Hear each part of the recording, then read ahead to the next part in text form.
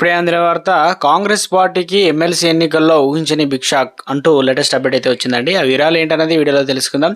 వీడియోని చివరి వరకు చూడండి. ఇంకెవరైనా సరే మన ఛానల్ సబ్స్క్రైబ్ చేయకుండా చూసినట్లయితే దయచేసి ఛానల్ సబ్స్క్రైబ్ చేసుకోండి. అదేవిధంగా చూస్తున్నారు కానీ లైక్ చేయడం మర్చిపోతున్నారండి, దయచేసి లైక్ చేయండి.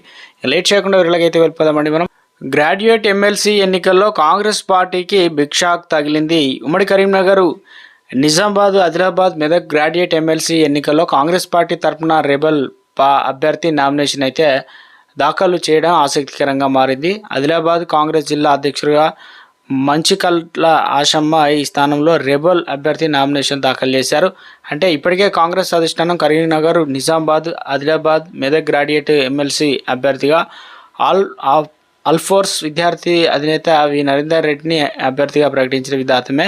అయితే మరోవైపు తన సిట్టింగ్ స్థానంను తనను కాదని మరొక పార్టీ అభ్యర్థిని ప్రకటించడంపై పార్టీ సీనియర్ నాయకులు ప్రస్తుత ఎమ్మెల్సీ టి జీవన్ రెడ్డి అసంతృప్తిలో ఉన్నారు. ఇక ఆయన కూడా బరిలో ఉంటారని అంటున్నారు. అయితే 2018లో కాంగ్రెస్ అగ్రనేత రాహుల్ గాంధీ సమక్షంలో కాంగ్రెస్ పార్టీలో చేరిన సురేందర్ రెడ్డి 2018లో కరీంనగర్ ఎమ్మెల్యేగా టికెట్ ఆశించారు. ఈ నేపథ్యంలో పార్టీ అధిష్టానం ఎమ్మెల్సీగా ఆయనకు అవకాశం కల్పించింది.